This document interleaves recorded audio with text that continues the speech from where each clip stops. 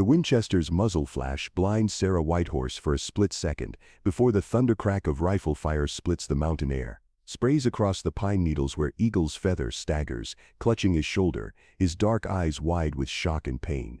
20 yards away, Sergeant Collins pumps another cartridge into his rifle chamber, while 2 more cavalrymen wheel their horses in a deadly circle, cutting off every escape route through the forest clearing.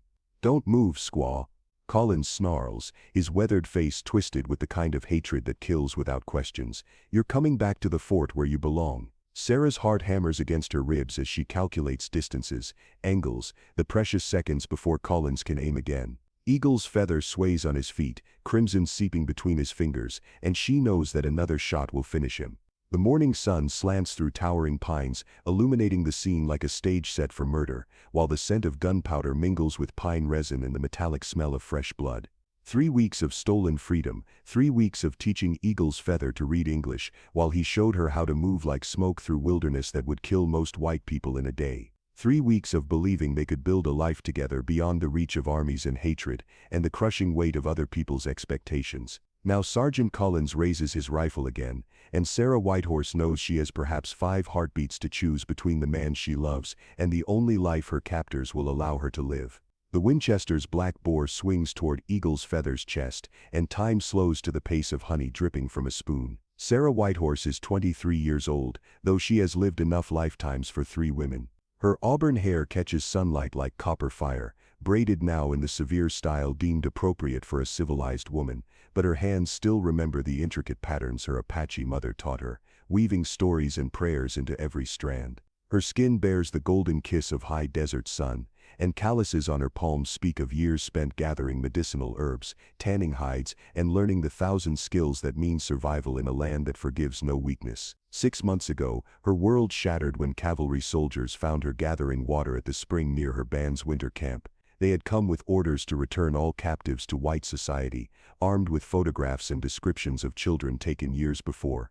Despite the desperate pleas of the only family she had ever known, despite her own fierce protests that she belonged to the mountains and mesas of her youth, she was loaded onto a wagon and brought here to this place that smells of unwashed bodies, stale tobacco, and the desperation of men far from home. She has lost everything. Gentle Breeze, the wise woman who taught her the healing songs, Little Hawk, the boy she helped raise from birth who called her sister, and most painfully, Eagle's Feather, the warrior who had saved her life countless times and who had, in quiet moments by the fire, begun to speak of making her his wife. The man whose dark eyes held depths like mountain pools, whose laugh could chase away her darkest sorrows, whose strong hands could gentle a wild horse or braid wild flowers into her hair with equal skill. Now she stands in the commander's office at Fort Carson, studying maps that reduce her homeland to lines and measurements, listening to plans for her reintegration, that ignore everything she has learned about living in harmony with the land and its people. Captain Bradley, a weathered man with gray threading through his brown beard, speaks of her as if she were a broken thing to be fixed rather than a woman who has mastered skills these soldiers could never imagine. "The Women's Charitable Society in Denver has arranged a position for you," he explains, his voice kind but firm. "Mrs. Henderson runs a respectable boarding house. You'll have work, a clean bed, and the opportunity to learn proper domestic skills." Sarah nods because she has learned that arguing only prolongs these conversations, but inside her spirit rails against the assumption that she needs to learn how to live. She can track a deer through country that would kill these men in 3 days. She can set a bone, birth a baby, preserve meat for winter, and read weather signs written in cloud formations and bird flight. She speaks 3 languages fluently and knows enough of 4 others to trade fairly with distant tribes. Her domestic skills include managing a household that moved with the seasons, providing for 23 people with nothing but what the land offered and what their hands could make. But these accomplishments mean nothing here, where civilization is measured by the ability to pour tea without spilling and embroider flowers that will never grow in mountain soil. The fort itself squats on the prairie, like a brown scab, its wooden walls closing out the vast sky that has always been her roof. Soldiers drill in the courtyard, their movements sharp and angular compared to the flowing grace of Apache warriors who move like water over stone, swift and unpredictable and deadly when necessary. The sound of their boots echoes against the wooden buildings, a harsh rhythm that never matches the deep pulse of the earth beneath. She has been assigned quarters in the women's section, a narrow room with a single window that looks east toward the mountains. Every dawn she stands at that window and offers prayers in the language of her heart, watching the sun paint the distant peaks with colors that have no names in English. The other women at the fort, officers' wives and laundresses, regard her with a mixture of pity and suspicion. They offer cast-off dresses and advice about conduct with the same patronizing smile, never imagining that she finds their lives as foreign and confining as they find her past. Mrs. Patterson, the colonel's wife, has taken a particular interest in her improvement. A thin woman with sharp features and clothes that seem designed to showcase her discomfort, she arrives each afternoon with lessons in deportment, penmanship, and what she calls proper Christian values. Sarah endures these sessions with the same patience she once used to wait motionless for hours while hunting, but every minute feels like betrayal of the woman who taught her that all living things possess spirits worthy of respect. "You must understand, dear," Mrs. Patterson says during one particularly trying afternoon, "that your previous circumstances were not your fault. The important thing now is to embrace the opportunity to live as God intended." Sarah's jaw tightens at the implication that her Apache family lived contrary to divine will, but she has learned to school her features into expressions these people find acceptable.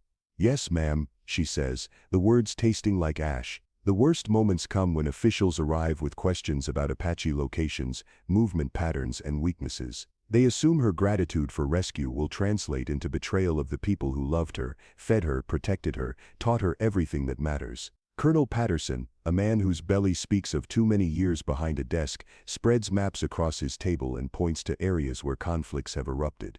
"You could provide valuable intelligence," he suggests, his tone suggesting this is both reasonable and patriotic. "Help us prevent future incidents." The word hangs in the air like smoke from a fire that burned down everything she held dear. Incidents. As if the love of families torn apart could be reduced to military terminology, as if the tears of children separated from their mothers were mere data points in strategic planning.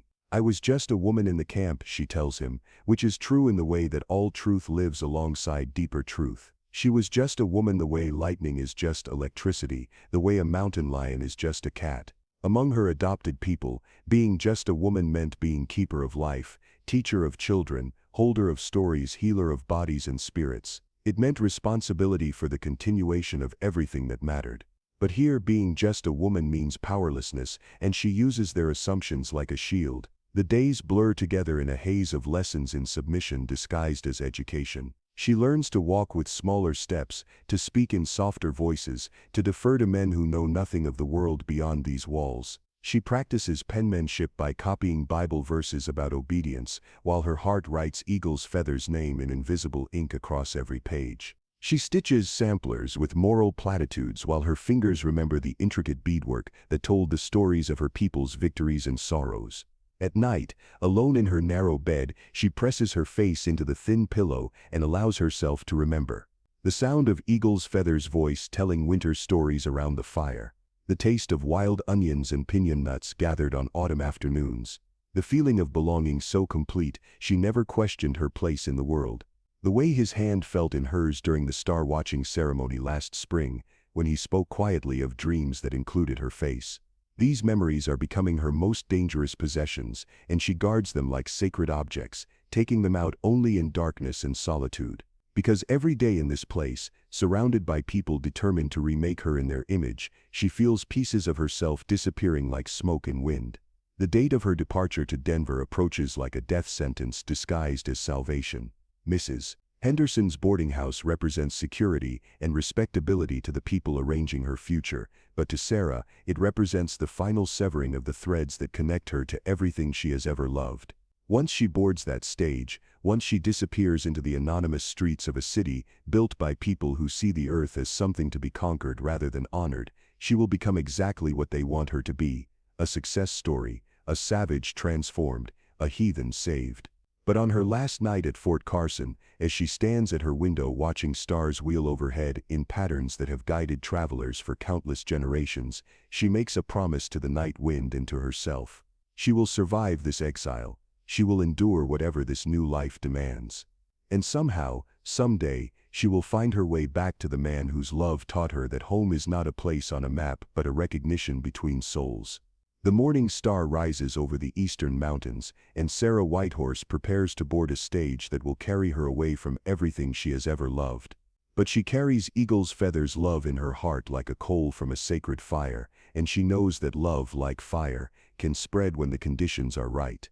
The stage rocks violently as it rounds a bend in the mountain road, and Sarah braces herself against the worn leather seat, her stomach lurching not just from the motion, but from the growing certainty that each mile takes her further from any possibility of happiness. Across from her, Mrs. Caldwell, a severe woman traveling to Denver to visit her married daughter, fans herself with a lace handkerchief and complains about the heat, the dust, and the general unsuitability of travel in uncivilized country. I simply cannot understand why they insist on routing stages through such God-forsaken territory, she declares, her voice sharp with irritation. Surely there must be safer roads that don't require traveling through areas infested with, well, you know. Sarah knows exactly what she means, and her jaw tightens as she watches the familiar landscape roll past the window. These mountains and valleys that Mrs. Caldwell sees as threatening wilderness are home to her heart, each ridge and canyon holding memories of seasons spent learning the deep wisdom of the land. The driver's shout cuts through Mrs. Caldwell's monologue, "Whoa there, hold up." The stage lurches to a sudden stop, and through the dust kicked up by the horses, Sarah sees what has brought them to a halt. A man lies beside the road, his body still and broken, and even at this distance, even after 6 months of forced separation, her heart recognizes him instantly. Eagle's feather. Without conscious thought, she pushes past Mrs. Caldwell's startled protests and throws open the stage door. Her feet hit the ground running, the confining dress hampering her movements as she races toward the still form that holds everything she thought she had lost forever. Miss, come back here." The driver's voice follows her, tinged with alarm and confusion. That's an Indian. He could be dangerous. But Sarah sees only the blood matting the black hair she has combed with her fingers, the awkward angle of his left arm, the shallow breathing that means life still flickers in the body that has shielded her from countless dangers. She drops to her knees beside him, her hands automatically moving to check for injuries with skills learned in a dozen healing ceremonies. His horse stands nearby, favoring its right front leg, and the story writes itself in disturbed earth and scattered rocks. A stumble, a fall, perhaps fleeing from soldiers or settlers who shoot first and justify their actions later. His bow lies several feet away, its string snapped, and his quiver has spilled arrows across the dusty ground like scattered prayers. Eagle's feather, she whispers in Apache, her hands gentle as she examines the gash on his forehead. "My heart, can you hear me?" His dark eyes flutter open at the sound of his true name spoken in the language of their people, and for a moment, confusion clouds his features. Then recognition dawns, and his face transforms with an expression of such pure joy and disbelief that tears spring to her eyes. "Nalnish Bikis," he breathes, his voice rough with pain and wonder. "She who walks between stars, I thought, they said you were gone forever." "I am here," she tells him, switching to English as she becomes aware of the driver and Mrs. Caldwell approaching with obvious reluctance. "I am here, and you are not alone." The driver, a grizzled man named Jim, who has spent 30 years moving people and goods across dangerous territory, stops several feet away with his hand resting on his pistol. "Miss Whitehorse, you need to step away from him. We don't know if he's part of a war party or he's injured," Sarah interrupts, her voice carrying an authority that surprises everyone present, including herself. "He needs medical attention." "Now see here," Mrs. Caldwell interjects, her voice shrill with indignation. "We cannot possibly delay our journey for some savage who probably brought his misfortune upon himself through violent behavior." Sarah turns to face the older woman, and something in her expression makes Mrs. Caldwell step backward. For a moment, the careful mask of submission that Sarah has worn for 6 months slips away, revealing the strength and fierce protectiveness that mark her as a woman raised by warriors.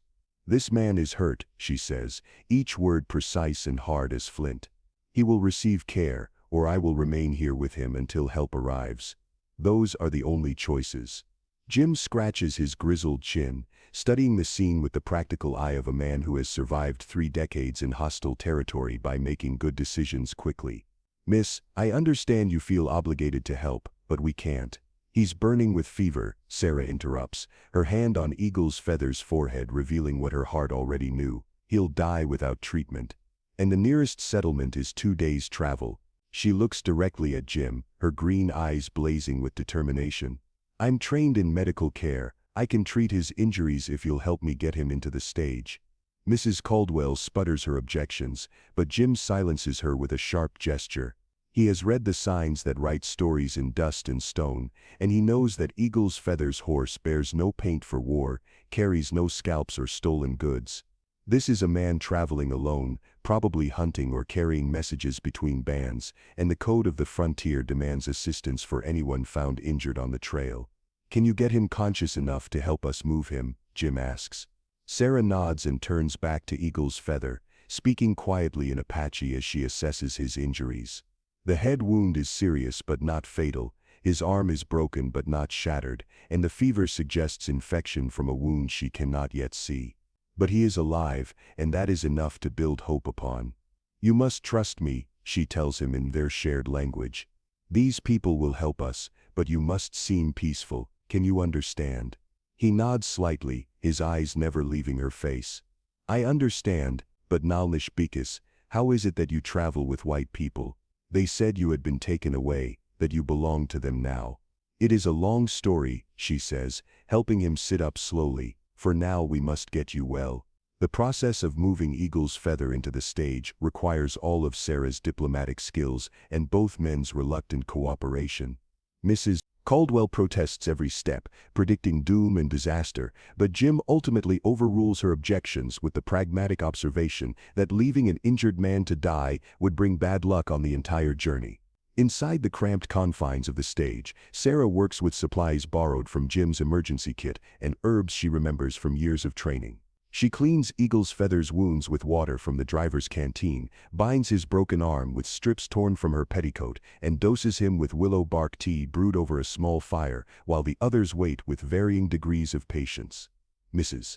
Caldwell maintains a steady stream of complaints about the delay, the impropriety of traveling with a savage, and the certain danger they now face from his murderous companions. But as Sarah works, speaking quietly in Apache, to keep Eagle's Feather calm and focused, even the prejudiced woman cannot entirely ignore the obvious skill and tenderness with which she cares for him. Where did you learn such proficiency in medical matters? Mrs. Caldwell asks grudgingly, as Sarah successfully reduces the swelling around Eagle's Feather's head wound. From my mother, Sarah replies without thinking, then catches herself as she realizes the confusion this answer will cause. That is from the woman who raised me. She was very skilled in healing. Jim nods approvingly. Well, whoever taught you knew what they were doing. That's as fine field medicine as I've seen. As the afternoon stretches toward evening, Eagle's Feather's fever breaks and his breathing becomes easier. He sleeps fitfully, his head pillowed on Sarah's folded shawl, while she maintains watch over him with the fierce protectiveness of a mother wolf guarding her cubs. And slowly, despite her initial hostility, Mrs. Caldwell begins to soften toward the injured man. She observes the gentle way he thanks Sarah for water, the quiet dignity with which he endures pain, the obvious intelligence in his dark eyes. When he asks, in halting English, if she has children of her own, and listens with genuine interest to her proud descriptions of her daughter's achievements, something in her rigid worldview begins to crack. He's not what I expected, she admits quietly to Sarah as Eagle's Feather sleeps. The newspapers always describe them as, well, as barely human. The newspapers have never lived among Apache people, Sarah replies. They know nothing of their wisdom, their humor, their love for their families, their reverence for life itself. As night falls and Jim builds a small camp beside the road, Eagle's Feather sits up slowly, his strength returning with Sarah's careful ministrations. He looks around at the small group that has become his unlikely rescuers, and something profound passes between him and the white people who have shown him unexpected kindness. You risk much to help me, he says to Jim in careful English. I will not forget. Jim waves away the thanks with gruff embarrassment. Any man would do the same, but Sarah knows better. She has lived in both worlds now, and she understands the courage it takes for people to see past fear and prejudice to the shared humanity that connects all hearts. As she sits beside Eagle's Feather, under stars that have witnessed their love story from its beginning, she feels something she had thought lost forever, beginning to stir in her chest. Hope. News of the stage incident reaches Denver 2 days before Sarah and her traveling companions arrive, carried by a cavalry patrol that encountered Jim's party at the last way station. By the time their dust-covered stage rolls down the main street of the bustling frontier city, a crowd has gathered outside Henderson's boarding house, and Sarah can read the storm brewing in the tight clusters of people who point and whisper as she helps Eagle's Feather down from the coach. Mrs. Henderson herself emerges from the boarding house, a formidable woman in her 50s, whose steel-gray hair is pulled back in a severe bun and whose black dress suggests either permanent mourning or permanent disapproval. Her sharp blue eyes take in the scene, Sarah supporting a clearly Apache man who moves with the careful motions of someone still recovering from serious injury, and her lips compress into a thin line. "Miss Whitehorse, I presume." Her voice carries the crisp authority of someone accustomed to having her rules followed without question. "I was not informed that you would be arriving with companions." Before Sarah can respond, Reverend Morrison steps forward from the gathered crowd, his black coat and white collar marking him as clearly as a uniform marks a soldier. He is a tall, lean man with the pale complexion of someone who spends his time indoors studying scripture rather than working under the open sky, and his gray eyes hold the fervent certainty of a man who has never doubted that his way is the only righteous path. "Mrs. Henderson," he says, his voice carrying easily over the murmurs of the crowd, "I believe this situation requires immediate clarification." Reports from the stage driver suggest that Miss Whitehorse not only aided this person, but spoke with him in his heathen tongue and demonstrated an alarming familiarity with his barbaric medical practices. Sarah feels Eagle's Feather tense beside her, and she knows he is reading the hostility in the crowd's body language as clearly as he would read tracks in soft earth. His hand moves almost imperceptibly toward where his knife would normally hang, but finds only the unfamiliar clothes Sarah had helped him into at the last way station, borrowed pants and shirt that make him look like a man caught between two worlds. "Reverend Morrison," she says carefully, drawing on 6 months of hard-learned lessons in navigating white society's expectations, "I provided medical assistance to an injured human being. I was taught that such action aligns with Christian values." A murmur runs through the crowd at her words, and she sees the calculation in Morrison's eyes as he weighs his response.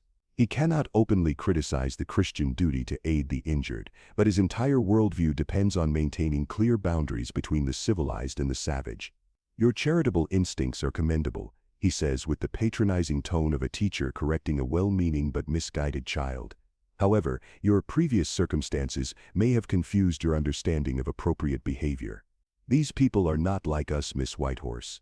Kindness to them is often mistaken for weakness and can lead to terrible consequences." Eagle's Feather speaks for the first time since their arrival, his English careful but clear. "I mean no harm to anyone here. I seek only to heal and to thank those who showed me kindness." The simple dignity of his words creates an uncomfortable silence, broken by Mrs. Henderson's sharp voice. "Miss Whitehorse, I must ask you to make immediate arrangements for your friend's departure. This is a respectable establishment, and I cannot have our reputation compromised by harboring Indians." "He is too injured to travel," Sarah replies, her medical training overriding her diplomatic instincts. "Moving him now could cause permanent damage to his arm and possibly restart the bleeding in his head wound." Dr. Marcus Thornfield pushes through the crowd, his medical bag marking his profession as clearly as his expensive clothes mark his prosperity. He is a man in his 40s with prematurely gray hair and the soft hands of someone who has spent his career treating the ailments of wealthy city dwellers rather than dealing with frontier medicine. "I'll examine him," Thornfield announces, clearly intending to resolve the situation through professional authority. If he requires medical attention, it can be provided at the reservation hospital. But as he approaches Eagle's Feather with the brusque manner of someone examining livestock, Sarah steps between them. Something in her posture, the balance of someone trained in combat, the protective stance of a mother animal guarding her young, makes the doctor stop short. "With respect, Dr. Thornfield," she says, her voice level but carrying an edge that makes several people in the crowd take notice. "I have been caring for his injuries for 3 days. I am familiar with his condition and his needs." Thornfield's face flushes red at the suggestion that a woman, particularly one with Sarah's unconventional background, might possess medical knowledge equal to his formally trained expertise. My dear girl, reading simple first aid in some frontier guide hardly qualifies you to make medical decisions. Sarah's green eyes flash with something that makes Eagle's feathers smile despite their circumstances. He recognizes the look of a warrior preparing for battle, and he knows these people have no idea what they are challenging. I can set bones, treat fever, recognize signs of infection, prepare medicines from native plants, assist in childbirth, and perform minor surgery, Sarah says with quiet precision. I have helped deliver 43 babies, treated hundreds of injuries, and lost only 2 patients in 7 years of practice.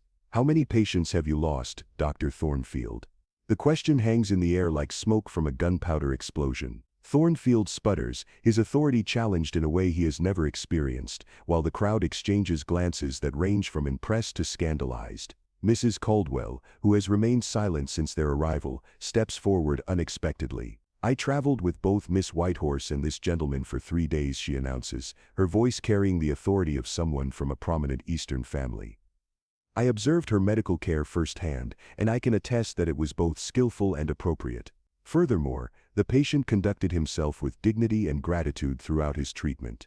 Her words create a ripple of uncertainty through the crowd. Mrs. Caldwell's impeccable social credentials make her testimony difficult to dismiss, and several people begin whispering among themselves with less certainty than before. Sensing the shift in mood, Reverend Morrison steps forward again, his voice taking on the cadence of a sermon. We must remember that our Christian duty extends beyond mere physical healing. This young woman has been contaminated by years of exposure to heathen practices and savage beliefs. Our obligation is to complete her rescue, to cleanse her of these dangerous influences, not to enable her continued association with those who would drag her back into darkness. His words sting because they echo the arguments Sarah has heard repeatedly over the past 6 months, the assumption that her Apache family represents corruption rather than love, darkness rather than wisdom. But this time, instead of swallowing her anger and accepting the judgment, she feels something fierce and proud rising in her chest. My Apache family taught me to value all life, she says, her voice carrying clearly over the crowd. They taught me to heal rather than harm, to judge people by their actions rather than their appearance, to show hospitality to strangers and kindness to those in need. If these are savage beliefs, then I am proud to be savage. The silence that follows her words is broken by an unexpected voice from the edge of the crowd. Well said, miss. Everyone turns to see Thomas McKenna, a prosperous rancher whose opinion carries weight in Denver's growing community. He is a man in his 50s whose weathered hands and sun-lined face speak of years spent working his own land rather than directing others to do the work for him.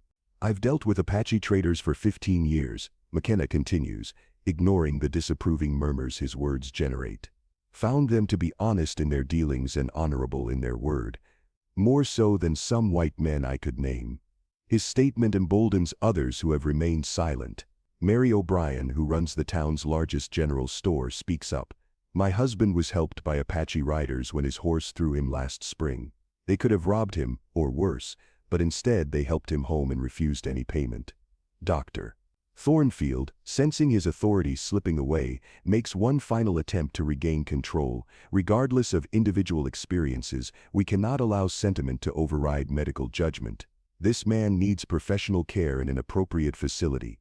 But Eagle's Feather, who has been listening to the debate with growing understanding of the dynamics at play, speaks with the quiet authority of someone accustomed to being heard. I ask only for a place to rest while my injuries heal. I will pay for my care and cause no trouble.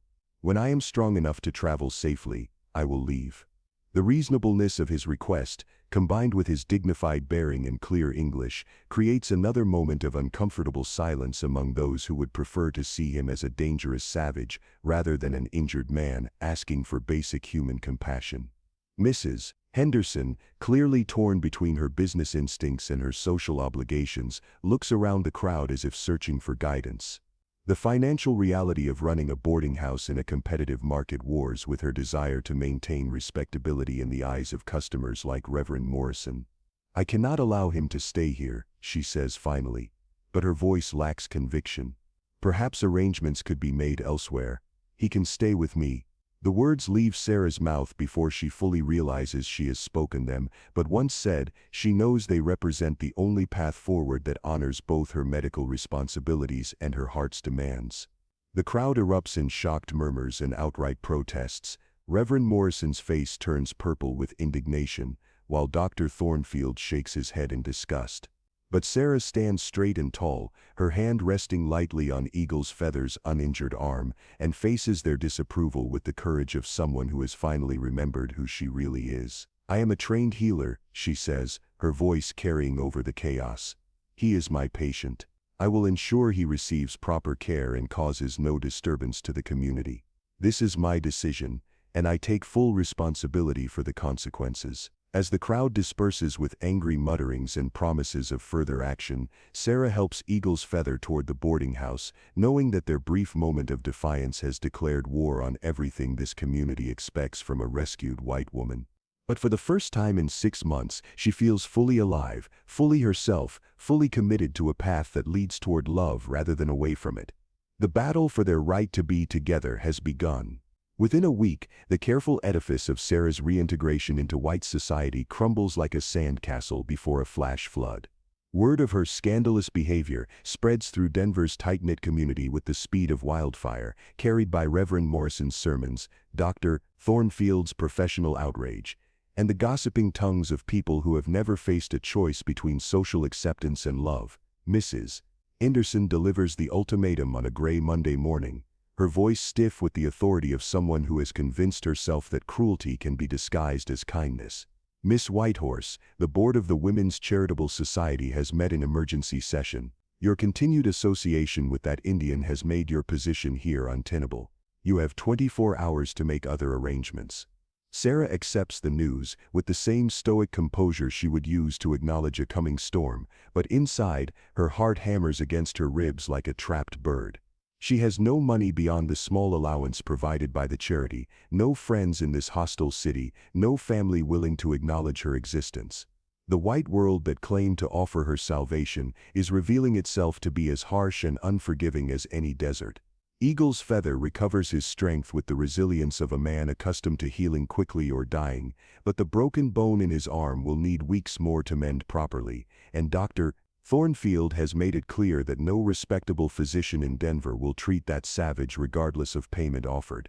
"You should not sacrifice your future for me," Eagle's Feather tells her as they walk through the small garden behind the boarding house where they can speak privately in Apache without attracting attention. "Your people have offered you a life among them. I can find my way back to our band."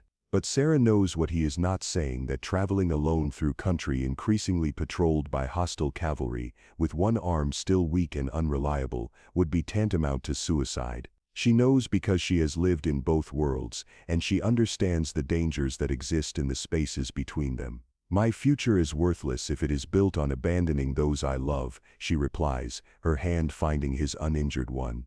"We will find another way." The solution, when it comes, arrives in the form of an unexpected ally. Mary O'Brien appears at the boarding house on Tuesday afternoon, her practical wool dress and no-nonsense manner marking her as a woman more concerned with substance than appearance. "Miss Whitehorse," she says without preamble, "I understand you're in need of lodging and employment. My husband and I own a ranch 15 miles outside town. We could use help with medical care for our workers and their families. The pay isn't much, but it includes room and board for you and your friend." The offer represents salvation, but Sarah has learned to examine gifts carefully in this world where kindness often comes with hidden costs. "Why would you make such an offer? You barely know me." Mary's weathered face creases into something that might be a smile. "My youngest son was born during a blizzard that trapped us in our cabin for 3 days. An Apache woman named Gentle Breeze helped me through a difficult labor and probably saved both our lives."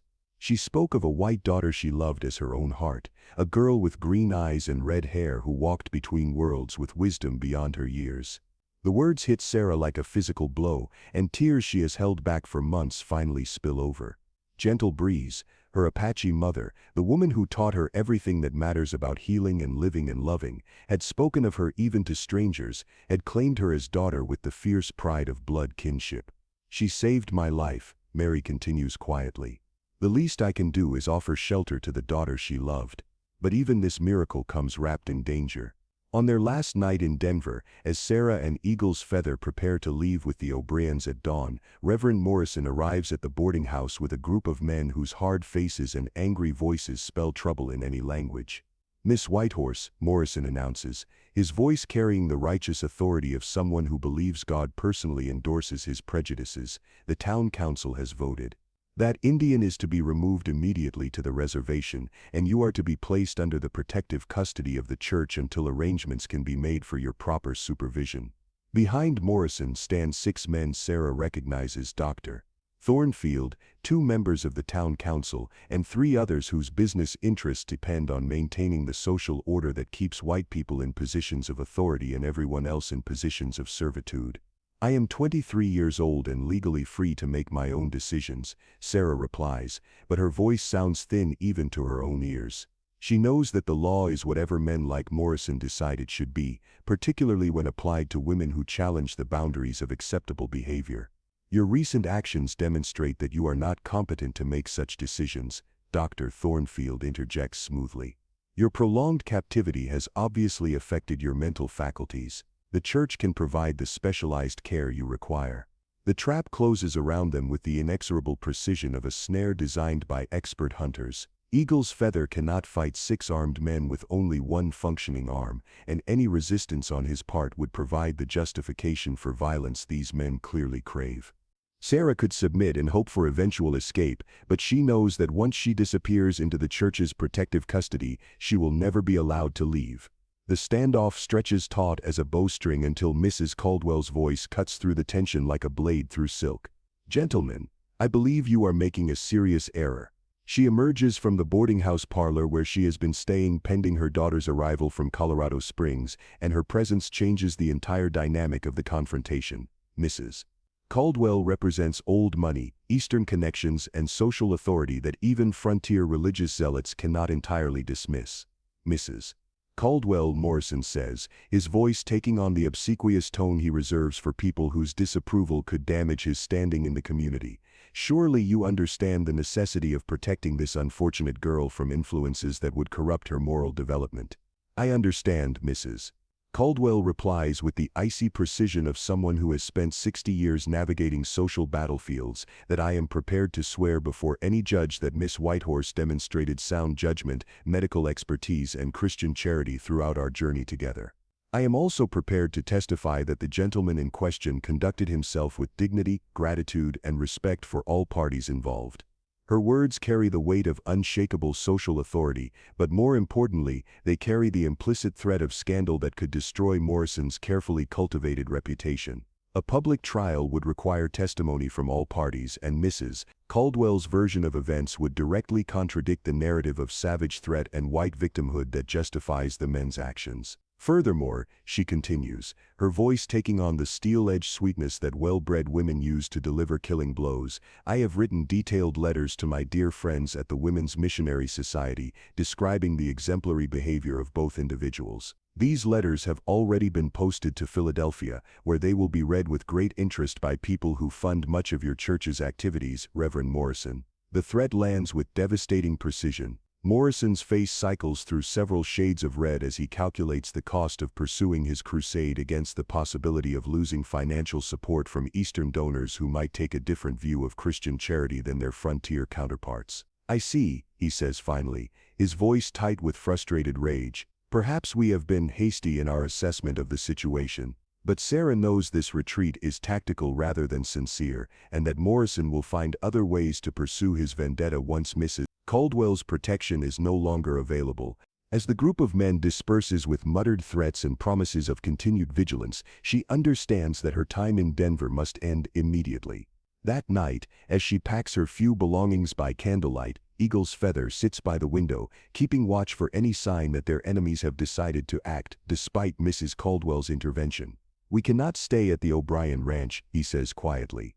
These men will follow us there and bring trouble to people who have shown us kindness. Sarah nods, knowing he speaks the truth even though it tears her heart to acknowledge it. Where can we go? The reservation would mean separation, and your band may be hundreds of miles away. Eagle's Feather is silent for a long moment, and when he speaks, his voice carries the weight of a decision that will change both their lives forever. There is a place, he says slowly, in the high country where the old trader Jacques Leblanc built a cabin before he died last winter. It is far from the roads that cavalry patrols follow, but close enough to hunting grounds that we could survive. We could live there as husband and wife, according to the customs of our people. The proposal hangs between them like a bridge spanning two worlds, and Sarah feels her heart expand with possibilities she had not dared to imagine. To live free in the mountains with the man she loves, to practice the healing arts her Apache mother taught her, to raise children who would know both worlds but be enslaved by neither. It is everything she has dreamed of but never believed possible.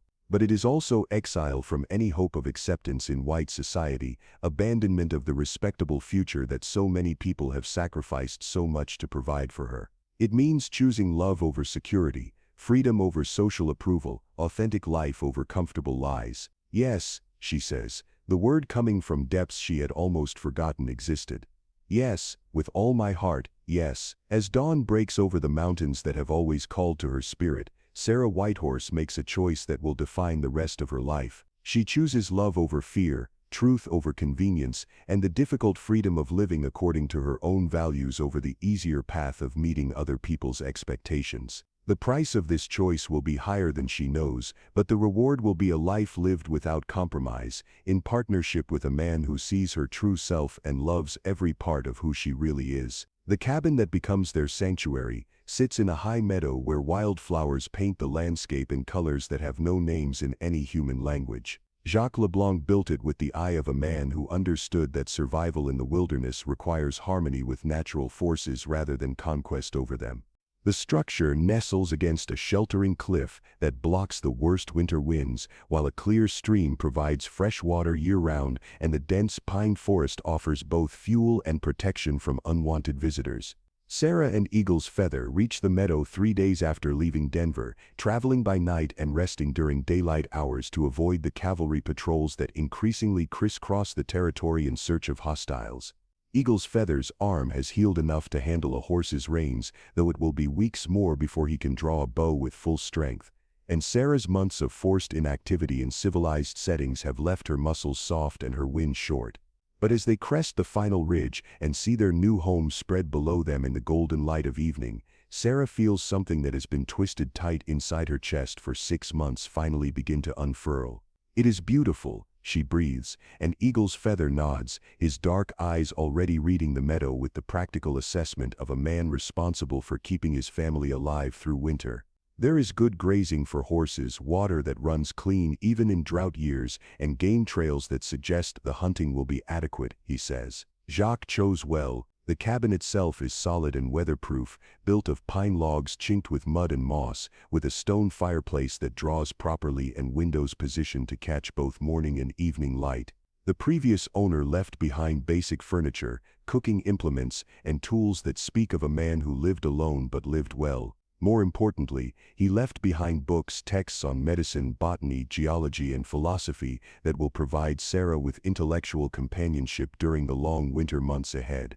Their first weeks in the meadow unfold with the careful choreography of two people learning to build a life together. Eagle's Feather hunts and traps with the patient skill of someone who understands that survival depends on taking only what is needed and wasting nothing. Sarah tends a garden patch that Jacques established, coaxing vegetables from soil enriched by years of careful composting, and gathers the wild herbs that grow in abundance throughout the high country. They speak sometimes in English, sometimes in Apache, often in the wordless communication of two people whose hearts beat in rhythm with each other and with the land that shelters them. Sarah teaches Eagle's Feather to read English, her finger tracing letters across pages of medical texts while he struggles with consonant clusters that Apache tongues were never designed to pronounce. He teaches her to track animals through forest that seems trackless to white eyes, to read weather signs written in cloud formations and wind patterns, to move through wilderness country with the silent grace that means the difference between successful hunting and empty stomachs.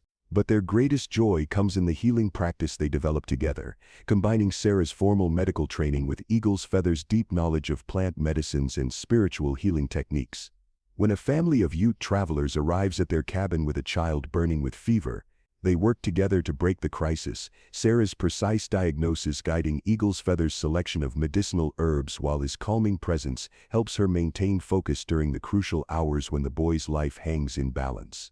Word of their skills spreads through the network of communication that connects isolated communities throughout the territory, trappers, traders, prospectors, and tribal families who travel the high country in pursuit of game or sacred sites.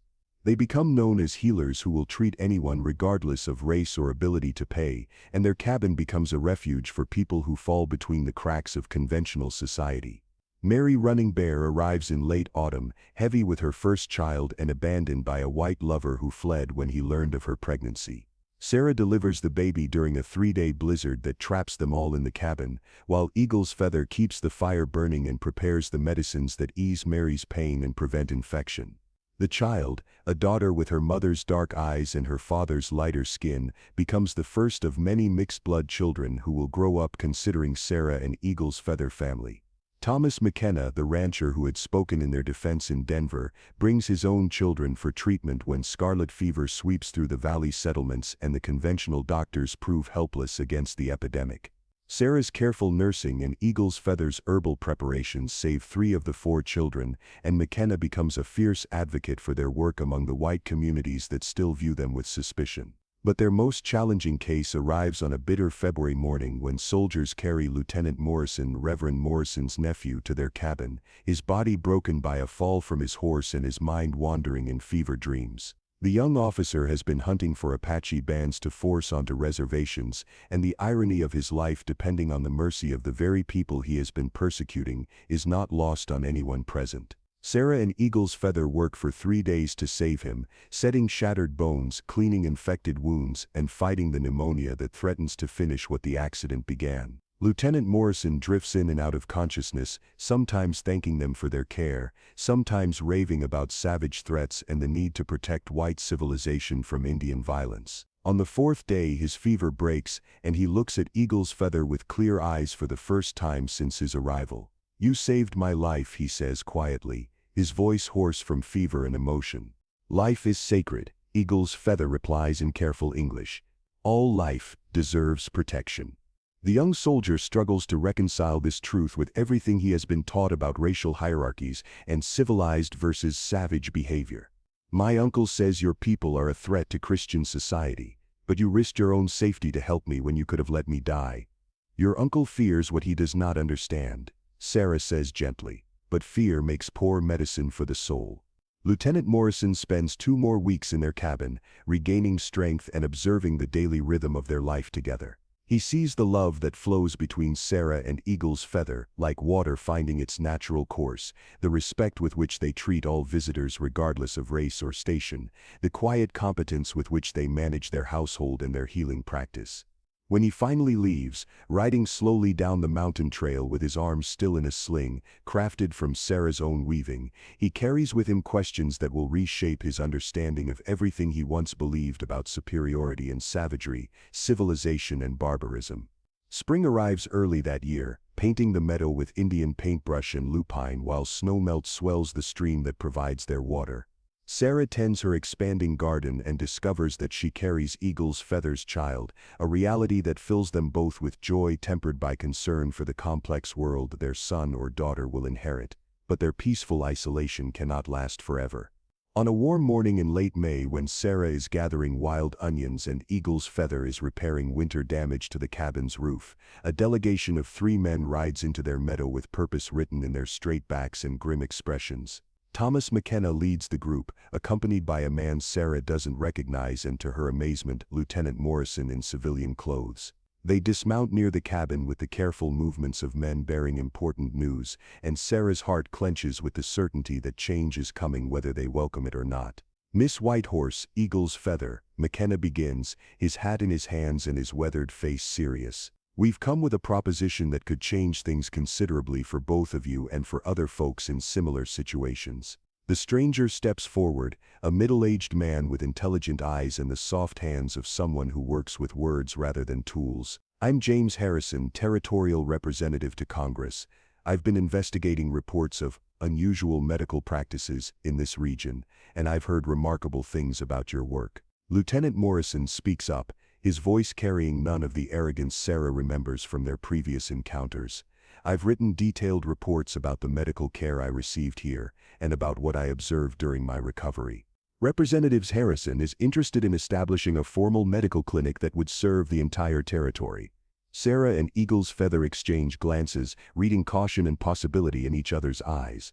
They have learned to be wary of white officials bearing gifts, but these men seem different, less concerned with imposing their will than with finding solutions to real problems.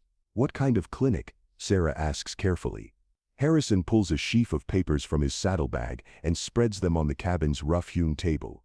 A territorial medical station, funded by federal money but operated independently. You would treat anyone who comes to you, regardless of race or ability to pay. In exchange, you would receive supplies, equipment, and official recognition as territorial medical practitioners. The proposal is breathtaking in its implications. Official recognition would mean protection from the kind of persecution they faced in Denver, while federal funding would allow them to expand their practice and help far more people than their current resources permit. But Eagle's Feather's next question cuts to the heart of their concerns. What would be required of us in terms of cooperation with military activities?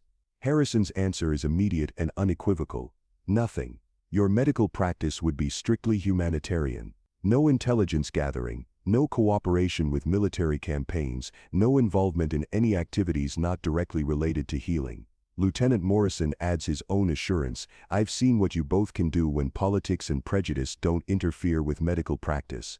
This territory needs healers more than it needs more conflict.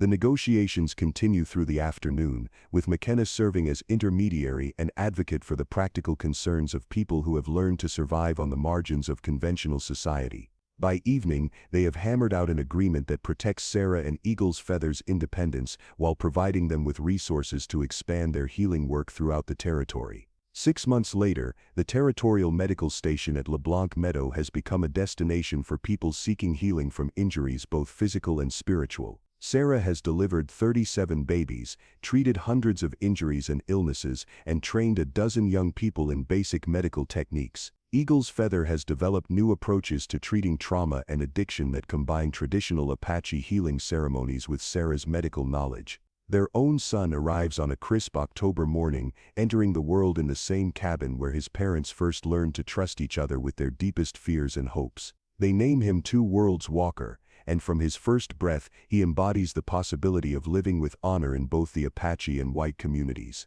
As winter settles over the meadow, and Sarah nurses her son by the light of a fire that burns with wood gathered by her husband's hands, she reflects on the journey that brought her to this moment of perfect contentment. She has lost the approval of people who never truly knew her, but she has gained something infinitely more valuable, a life lived in harmony with her deepest values, in partnership with a man who sees and loves her true self, in service to a calling that honors the healing wisdom of both her birth culture and her chosen family. The snow falls softly outside their window, covering the meadow in pristine white that will melt and return to earth in the eternal cycle of seasons. But inside their cabin, surrounded by the tools of their trade and the evidence of their love, Sarah Whitehorse and Eagle's Feather have created something that will endure, a bridge between worlds, a demonstration that love can indeed conquer fear, and a legacy of healing that will ripple through generations yet to come.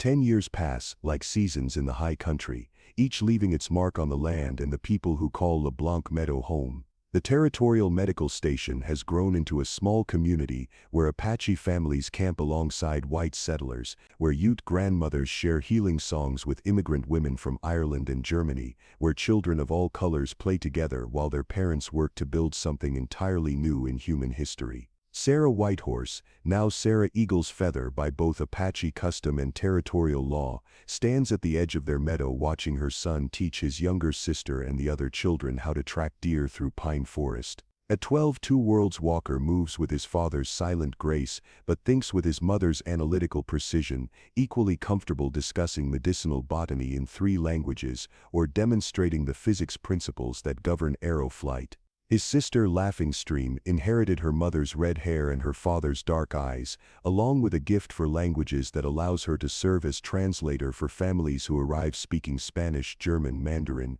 or any of a dozen tribal tongues. At 8 years old, she already knows more about human anatomy than most adults, having grown up watching her parents save lives and deliver babies. The children represent the future that Sarah and Eagle's Feather have spent a decade building, a generation that sees diversity as strength rather than threat, that judges people by their actions rather than their appearance, that understands survival depends on cooperation rather than domination. Dr. Thornfield arrives on a warm September afternoon, traveling not as an enemy but as a colleague seeking consultation on a difficult case. The years have silvered his hair and softened his arrogance, particularly after a bout with mountain fever that nearly killed him before Sarah's herbal treatment succeeded, where his conventional medicines failed. "I have a patient in Denver," he explains over dinner in the cabin, "that has been expanded twice to accommodate their growing family and the students who come to learn their integrated approach to healing. A young woman whose arm was shattered in a riding accident. The conventional surgical approach would require amputation, but I remembered your techniques for bone reconstruction." Sarah nods, already planning the trip to Denver that will allow her to share knowledge that might save the woman's limb. Such consultations have become routine as more conventional doctors recognize the value of combining traditional healing wisdom with modern medical techniques. Reverend Morrison himself visited the previous spring, ostensibly to check on his nephew's spiritual welfare, but actually to seek treatment for the arthritis that conventional medicine had declared incurable. Eagle's Feather's herbal preparations and therapeutic exercises reduced the minister's pain dramatically, leading to conversations about the compatibility of Christian faith with respect for indigenous wisdom. "I have been forced to reconsider many of my previous positions," Morrison admitted during his week-long stay. "It seems that God's healing power manifests through many different traditions, not just those with which I was familiar. The most profound changes, however, come through the children who grow up in the meadow's multicultural environment. They become translators, mediators, and bridges between communities that had previously existed in isolation or conflict." Two Worlds Walker, fluent in Apache, English, Spanish, and Basic Ute, frequently travels with his father to facilitate negotiations between tribal bands and territorial authorities. Laughing Stream accompanies her mother to urban areas where her ability to explain Apache healing concepts in scientific terminology helps conventional doctors understand and adopt new treatment approaches. But perhaps the most important bridge building happens in the daily rhythms of life at the medical station. When Maria Gonzalez arrives from Mexico with her tuberculosis-infected daughter, it is Running Bear's now teenage daughter who serves as translator, while Sarah and Eagle's Feather develop a treatment protocol that combines traditional Apache respiratory therapies with the latest understanding of bacterial infections. When the Johansson family's farmstead is destroyed by fire, it is the Apache families camping near the meadow who provide temporary shelter while the white settlers rebuild, and it is the shared experience of loss and recovery that transforms former strangers into permanent neighbors. The success of the LeBlanc Meadow model has attracted attention from government officials and humanitarian organizations across the territory. James Harrison, now a full congressman, frequently cites their work in speeches about the potential for peaceful coexistence between different cultural groups. Medical colleges send students to study their integrated treatment approaches, while religious organizations point to their example as evidence that faith and tolerance can coexist. Not all changes come easily or without cost. There are still people who view the medical station with suspicion or hostility, who see the mixing of races and cultures as a threat to established social hierarchies.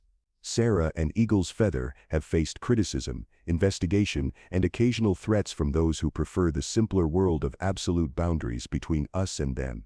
But they have also discovered reserves of support from unexpected sources. Mrs. Caldwell, now in her 70s, has become a major financial contributor to their work and a fierce advocate for their approach in Eastern social circles. Lieutenant Morrison, who left the military to become a territorial judge, consistently rules in favor of policies that protect the rights of mixed families and integrated communities. Most importantly, they have learned that love, once given authentic expression, tends to multiply rather than diminish. The love between Sarah and Eagle's Feather has expanded to encompass their children, their patients, their students, and the diverse community that has grown up around their healing practice. Their marriage, once seen as scandalous transgression of racial boundaries, has become a model for other couples seeking to build relationships that honor both partners' cultural heritage while creating something entirely new. As the sun sets over the meadow on this late September evening, Sarah and Eagle's Feather sit on the porch they built together, watching their children play with the sons and daughters of families from 6 different cultures. The sound of laughter mixes with the music of wind through pine trees and the distant sound of someone playing a fiddle while others sing in harmony. Do you ever regret the path we chose? Eagle's Feather asks, his hand finding hers with the easy intimacy of two people who have shared everything from midnight medical emergencies to quiet moments of overwhelming gratitude. Sarah considers the question seriously, as she considers all serious questions, weighing the costs against the benefits with the analytical mind that makes her such an effective healer. She thinks of the comfortable life she might have lived as Mrs. Henderson's model of successful Indian rehabilitation, the social approval she might have enjoyed by marrying a respectable white man and raising children who would never face questions about their identity or belonging. But then she looks at Two Worlds Walker explaining animal tracks to a group of fascinated children, at Laughing Stream helping an elderly Ute woman prepare traditional medicines, at the Mixed Families sharing meals and stories around fires that burn with wood gathered by cooperative labor. Never, she says with the certainty that comes from a life lived according to one's deepest values. This is exactly where we belong. Eagle's Feather nods, his dark eyes reflecting the last light of day and the deeper illumination that comes from understanding one's place in the great web of relationships that connect all living things. We have built something good here, he says quietly. Something that will outlast both of us. As night settles over LeBlanc Meadow and the first stars appear in the clear mountain sky, Sarah and Eagle's Feather remain on their porch, surrounded by the sounds of a community they helped create through love, courage, and the radical belief that human beings can choose cooperation over conflict, understanding over fear, healing over harm. Their story, which began with a woman caught between two worlds, has become the story of a family that created a bridge, allowing many people to walk freely between worlds that were once separated by walls of prejudice and misunderstanding. It is a story of hope made manifest, of love given concrete expression, of the healing power that flows when people choose to see each other as fellow travelers on the difficult journey of being human. In the end, it is exactly the kind of story that reminds us why love always deserves our courage, why understanding always merits our effort, and why the bridges we build between different worlds always prove stronger than the walls we might construct to keep them apart. The stars wheel overhead in patterns that have guided travelers for countless generations, and Sarah Whitehorse Eagle's Feather falls asleep in her husband's arms, dreaming of all the children yet to be born, who will grow up believing that love is stronger than fear, that healing is more powerful than hatred, and that home is anywhere two hearts choose to build it together.